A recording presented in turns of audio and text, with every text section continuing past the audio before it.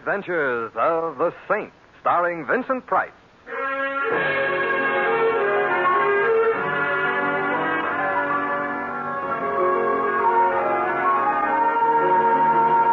The Saint, based on characters created by Leslie Charteris and known to millions from books, magazines, and motion pictures. The Robin Hood of modern crime now comes transcribed to radio, starring Hollywood's brilliant and talented actor Vincent Price as the Saint. Mr. Templar? Mr. Templar. I'm asleep. Mr. Templar. Noisy dream. You're not dreaming, That's Mr. what Templar. you say. I'm alone in my bedroom. I'm in bed. It's dark. But you're not alone. I'm here. Go away. I'm sorry. I didn't climb into your bedroom in the middle of the night merely to go away again. What did you expect? A 21-gun salute? I expect your attention. You can't see me, can you? No, I'd be even happier if I couldn't hear you. But I can see you, however. You're silhouetted against the window behind you. That was cunning of me. It helps me aim the gun I'm pointing at you. I'm so glad. I'd hate to have your aim suffer. What do I do now? Get up, put the lights on, You and... don't do anything of the kind. No? Why? Are you shy? Yeah. Let's say I'm shy. That's why you insist on holding this conversation with me in the dark. A conversation, obviously, that wouldn't be about the weather. What would it be about? Well, I'm a writer. A writer and shy? Nonsense. I need some advice. The only advice I can give all writers is don't. I'm writing a book about murder. I'm calling it The Story of a Perfect Crime. Sounds interesting. Thank you. What I came here for was to have you tell me whether or not the murder my book deals with is really a perfect crime. Go on. The man to be murdered, in my book, that is, suffers from heart disease. He's a completely unpleasant character, a financier and a crooked one, a man who deserves to die. And he suffers from heart disease. For this condition, he takes daily at stated hours capsules containing medicine, capsules upon which his life depends. Now then, the murderer, in my book, that is, decides to poison the financier. Oh, that's not cricket. No, it's murder. Murder that will be poisoning without poison. I'm waiting breathlessly for the next chapter. The murderer steals one of the capsules, pours the medicine out, and replaces the medicine with powdered sugar. He returns the capsule to the financier's pillbox. In due course, the financier reaches the capsule, takes it. His weak heart, lacking the medicine he needs, fails. And there you have poisoning without poison. Very ingenious. I think so. The poisoner can't be traced through the poison he purchased because he didn't purchase any. The murdered man is assumed to have died a natural death. An autopsy will show no poison in his body since there wasn't any. Well, is it a perfect crime? I can't see any flaws in it. Good. And if you can't, I don't imagine the critics will. Don't you mean the police? Why should the police be interested in a book I'm writing? And why should the critics be interested in the murder you're committing? You're not serious. You are. I rather think I must leave now. Be getting light soon. No, don't move. I still have the gun pointing at you. If I had to shoot you, it wouldn't be a perfect crime, but you'd be dead nonetheless. But that wouldn't interest you, would it? Well, good night, Mr. Templar, and pleasant dreams. Thanks. Loads.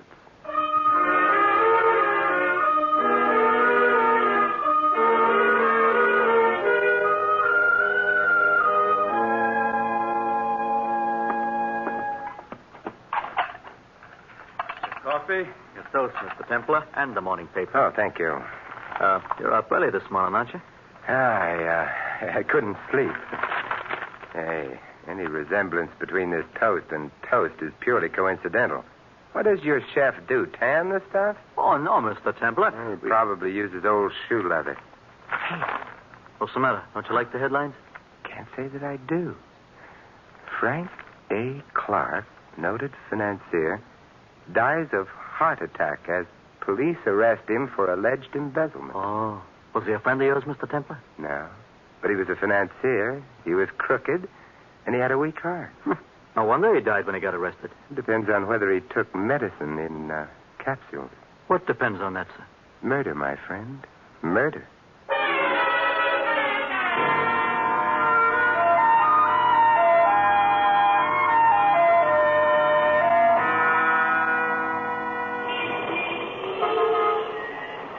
Taxi! Hey, taxi!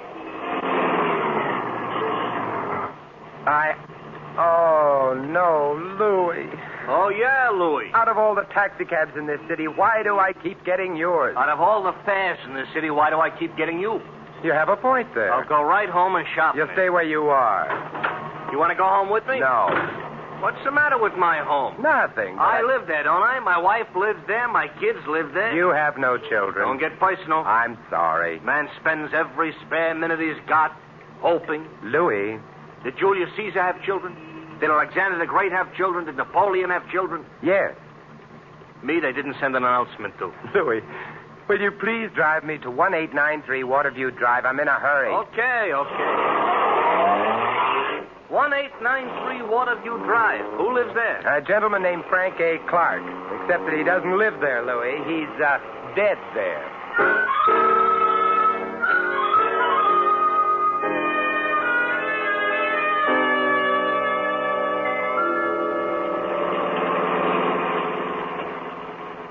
You're going to keep company with a corpse, Mr. Templar? I am going to visit his surviving relatives, if any. Why?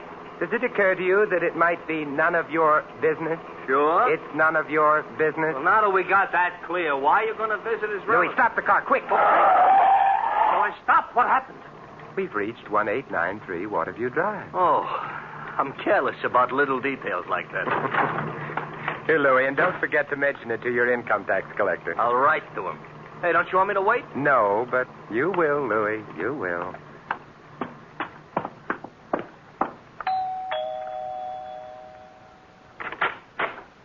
Well, hello there. Hello. This is the Clark home, isn't it? Sure, and I'm a Clark niece. And you're... Simon Templar, an old friend of your uncle's. You're not old. Well, And you're not a friend of my uncle's. Come in, anyway. Oh, thank you. Because maybe you can be a friend of mine. Oh. In here. Tell me, do you need a friend? No, but I like 'em when they're as tall as you. And oh, my name is Inez. Inez Francis. I'm very glad to know you, Miss Francis. It probably won't be when you really get to know me. I realize perhaps I shouldn't have come today. You must be all broken up by your uncle's death. Who, me? Well, perhaps the family. Well, that's me. I'm the family. Your uncle must have been a lonely man. No, he didn't mind. He had me in the market and all those people he was swindling. Oh, and of course he had Mr. Hartzell and Charlie Melvin. Who are Hartzell and Charlie Melvin? Charlie's sort of a weedy youth. Uncle's secretary, very anemic. I ignore him. And Hartzell? Uncle's lawyer. And I fondly suspect as big a crook as Uncle was. But very spatted, you know. Spatted? Uh-huh. On the shoes. And gardenia'd in the buttonhole. And I've a sneaking suspicion whiskeyed in the liver. How untidy. Nobody else close to Uncle? Nope. Well, then it boils down to one of you three. What does? Who's happy now that Uncle's dead? I am, Hartzell is, Charlie is. That covers the field. Why? Uncle had a lot of money. I get it now. Hartzell stole some money from Uncle. He won't go to jail now. Charlie was implicated in Uncle's crooked deals. Charlie won't go to jail now. And, who has a deep, slightly hoarse voice? I don't. No. Which means that you're not the one who came to my room last night. No, but if you ask prettily, perhaps I'll come tonight. Inez. To look at your etchings. I don't have any etchings. I'll bring some with me. Are the others around? Sitting around practicing grief-stricken looks for the funeral. That happy event is this afternoon. Well, I'd better get dressed for it. But you are dressed. But not for a funeral. Would you excuse me for just a minute? Oh, of course. Oh, here you are, Inez. Greetings, Mr. Templar. This is Charlie. Charlie, this is Mr. Templar. Glad to meet you. How do you do? He doesn't. Entertain Mr. Templar for me, Charlie. I gotta find a dress that's sad-looking. I'd like to stay and entertain you, but I've got to hurry. You see, I'm Mr. Clark's secretary. In his condition, he doesn't need a secretary. Well, I'm Mr. Clark's former secretary. No, I'm the former Mr. Clark's No, I get it now. Relax. Oh, I'm relaxed. Well, then why are you in such a hurry? Well, I have to go out and hire some mourners, haven't I? Why? Well, it wouldn't look nice if there were only 3 of us at the funeral. Inez, Mr. Hartzell, and myself. No, especially since you'll all be grinning from ear to ear. May I ask you a question? Of course. Has your voice ever been deeper? Deep? Heavens, no. Ta-ta. Goodbye. Charlie, my boy. Or is he my boy? Oh, good morning. Good morning. My name is Templar, and I'm... Hartzell is my name. I'm sorry. I can't talk to you now. I'm in a hurry. Why? My tailor's expecting me. Your tailor? You'd hardly expect me to attend Mr. Clark's funeral in this, would you? Impossible. You see? So, if you don't mind, I'll just run along. Oh, Yes? what are you doing here? Looking for a man with a deep voice. Oh, sorry, mine isn't. But why are you looking for a man with a deep voice?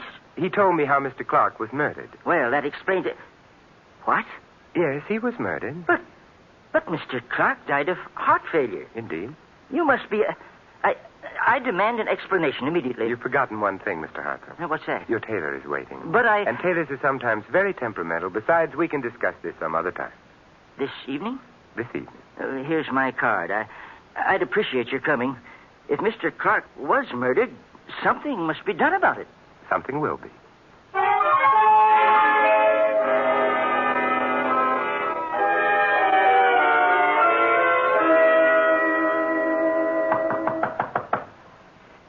Who knocks at my gate?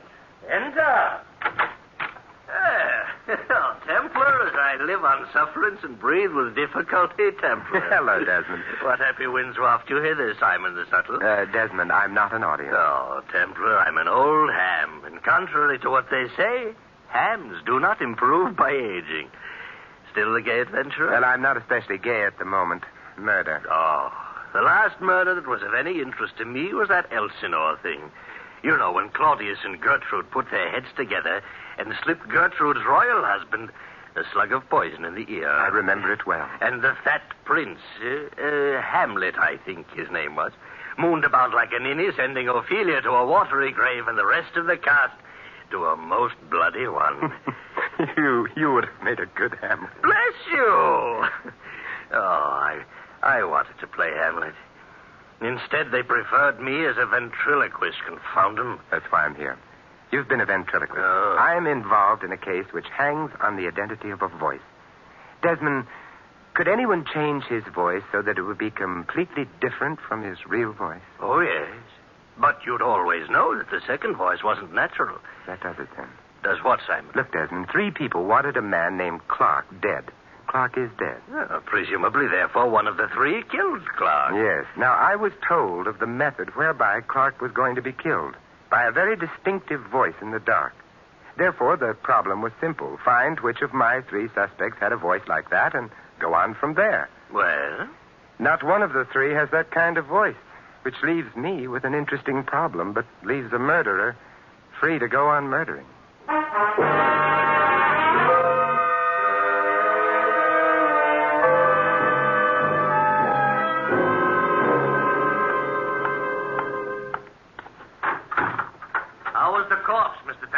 Dead. Louis, I want the nearest bookstore. You can't have it. It belongs to a guy named Pestlethwaite. Would you please drive me there quickly? Okay. What's the matter? Suddenly decided you want to curl up in front of a fire with a good book? For that, I'd rather have Inez. No, Louis, I merely want to find out how a man can die of poisoning without being poisoned.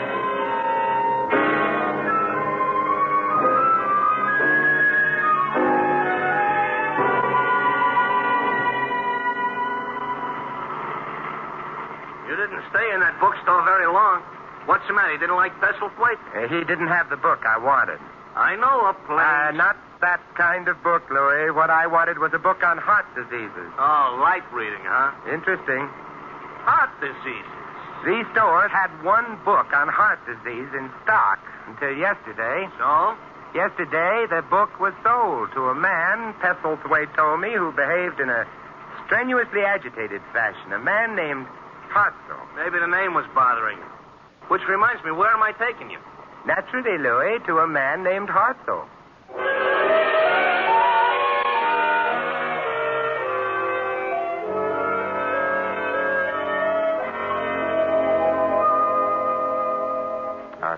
in or on his way to Mexico or in? Mr. Templar. Yes, Mr. Harper. Come in at once. Oh, thank you. Oh, I'm jittery. That funeral this afternoon. I see. Well, have you tried reading? It's very soothing. I have no patience with books.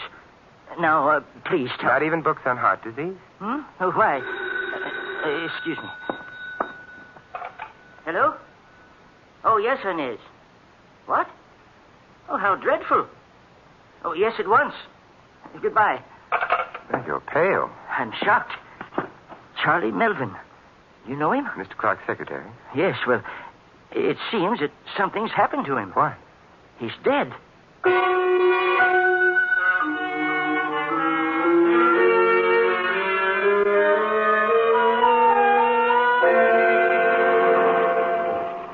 Tell him to hurry. Templar, hurry. Oh, we're almost there. Mr. Hartzell, did Inez say who discovered the body? Oh, yes, she did. She'd been visiting some friends, returned home, and... Couldn't have been an accidental death. Coincidence doesn't stretch that far. You know, if he was murdered... You still think the police believe Clark was murdered, too? Not the police, me.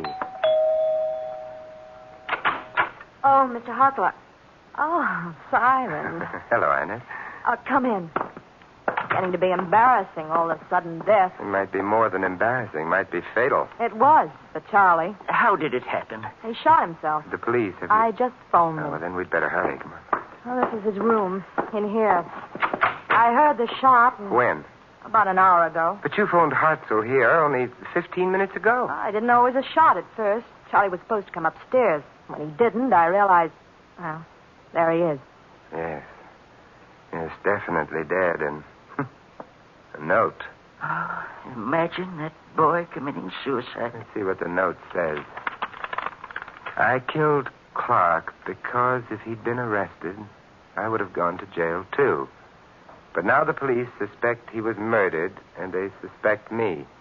I might as well get it over with before they do. And it's signed Charlie Melvin. Well, that sort of clears up that, doesn't it? Yes, except for one thing. What's that? Charlie's voice wasn't deep enough.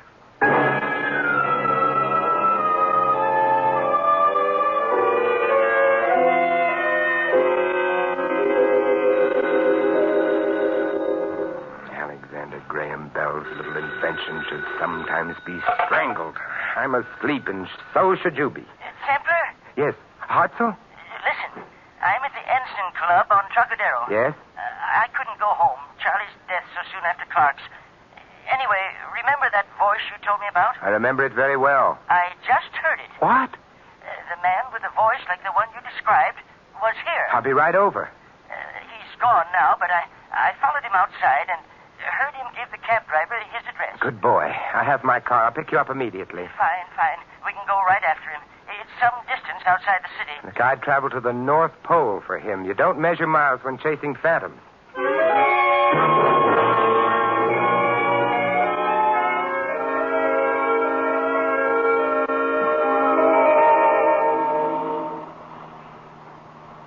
Of course, I can't be absolutely sure it's the man you want. Me, I'm grabbing at straws. But his voice did sound like your description. It was at a club to which Clark belonged. I'll make it worth a try. All I need is to hear him say something, anything, a word, a phrase, and I'll know. Oh, that shouldn't be difficult once we get to him. Once we get to him. Only thing worries me is...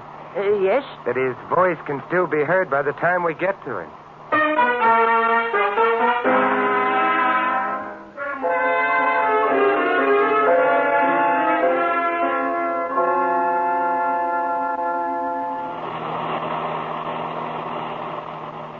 Halfway to the North Pole. So you didn't take me literally, did you? You shouldn't be much farther.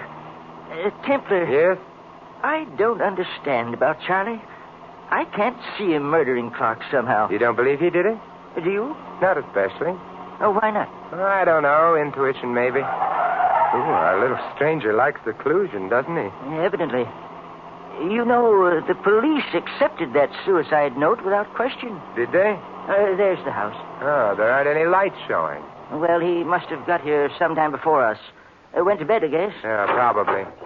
I wonder.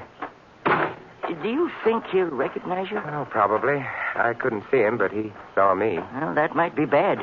Are you armed in case he tries anything? No, but we'll manage. Well, suppose he refuses to say anything at all. Well, that in itself would answer our question, wouldn't it? We ring? Certainly. Nothing if not courteous.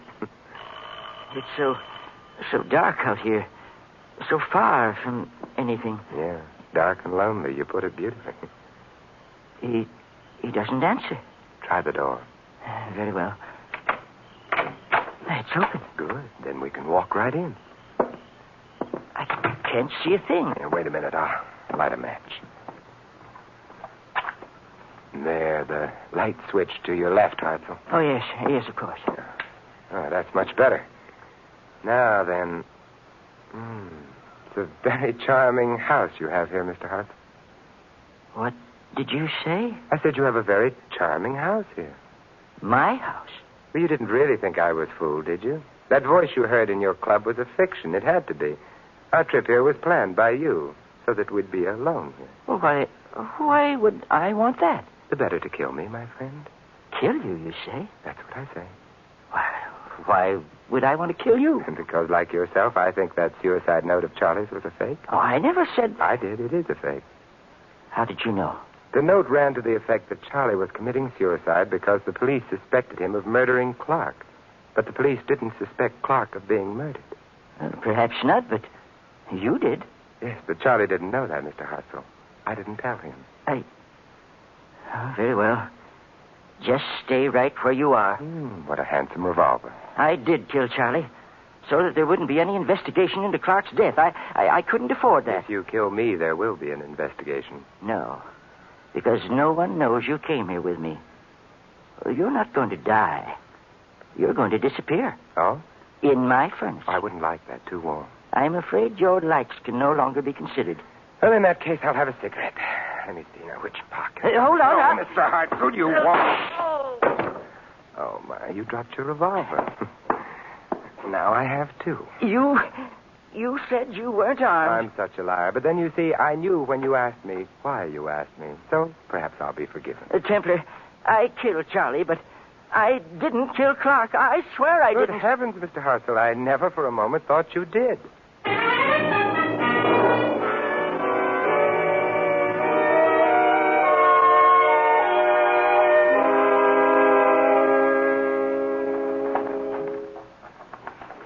A beautiful night time. Poor Mr. Hartzell, all shut up in a dungeon cell. Yes, I'm afraid the beauties of the night are lost to him. Those beauties are also lost to Charlie and Mr. Clark. Don't be morbid. They're better off dead. Well, it would have been nicer to leave that decision to them. Mr. Hartzell, bless his fussy old soul, was really an impulsive man. And a foolish one. Let's not talk about him anymore. Let's talk... Of your uncle. Why? Because Hartzell didn't kill him. Oh? A man came to me in the middle of the night, in the darkness, so that I never saw him, and told me of a plan to murder Mr. Clark. It was a good plan, absolutely undetectable. The man left. All through this case, I've been looking for a man with a voice like the one that told me of murder. And? There were 3 people involved. Yourself, who'd get the money if Clark died. Charlie, who'd be saved from jail. Hartzell, who'd be free of embezzlement. Uncle certainly spread a lot of joy when he died. Charlie was murdered by Hartzell, but Charlie's was not the voice that spoke to me, nor was Hartzell's. Then whose voice could it possibly have been? That's the central problem. All right, why did the man come to me in the first place? Well, according to you, to make sure his method of murder would never be detected. But in coming to me, my dear, didn't he make sure of the very opposite? Oh. Well, then he must have wanted you to... That's right. He wanted me to detect murder, but why? Obviously not because he was going to murder anyone. I don't understand. The only voice in this case that I haven't heard is the voice of your uncle. My uncle? He was my visitor. But why? Why did he do it? Because nobody was going to murder him. Well, what could he hope to accomplish? What he did accomplish. Inez, your uncle was an old man with heart disease on the verge of being arrested for theft, swindling. He knew he wouldn't survive even the shortest prison term. He probably suspected that the strain of the arrest itself might be fatal, and it was. But before he died, he wanted revenge on the lawyer who cheated him and on the secretary who deserted him. So he came to me with his story, figuring that when he died, perfectly naturally, murder would be suspected where no murder had taken place. And it worked, didn't it? Because Hartzell killed Charlie. Hartzell himself is going to die for it. Yes. Your uncle must have been quite... Simon. Yes? There's a moon. We've talked of unhappy things long enough. Mm-hmm. Got any etchings? Mm-hmm. Hey, wait a minute. I thought you didn't have any the last time I asked you. The last time you asked me, my dear, you were a suspect for murder. Now... No? Now you're beautiful, you're blonde, and... Yes? It's just plain murder.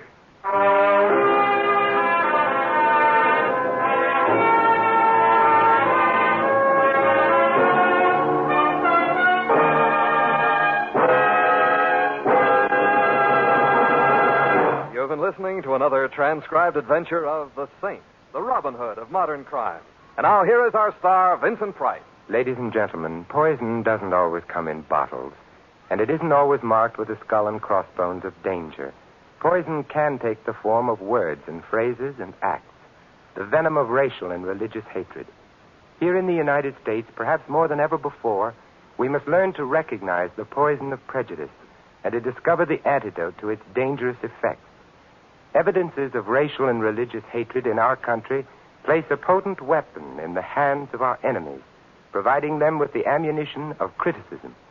Moreover, group hatred menaces the entire fabric of democratic life. As for the antidote, you can fight prejudice, first by recognizing it for what it is, and second by actively accepting or rejecting people on their individual worth, and by speaking up against prejudice and for understanding. Remember, freedom and prejudice can't exist side by side. If you choose freedom, fight prejudice. This is Vincent Price inviting you to join us again next week at this same time for another exciting adventure of the Saint. Good night.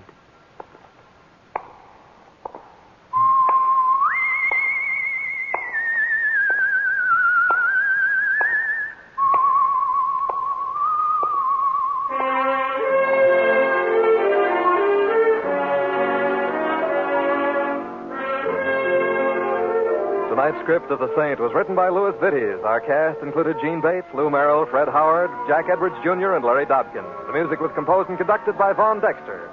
The Saint, based on characters created by Leslie Charteris, is a James L. Safier production and is directed by Helen Mack. Vincent Price is soon to be seen co-starring in RKO's production of His Kind of Woman. All you Saint fans will be glad to know that the Saint comic books are now on sale at all newsstands. Your announcer is Don Stanley. Programs, get your programs here. Tomorrow night, hear Night Beat, the adventures of newspaper reporter Randy Stone, as portrayed by Frank Lovejoy. Listen as Randy works the night beat of a newspaper in search of unusual, interesting stories. That's Night Beat tomorrow night. Next, Sam Spade cuts a caper.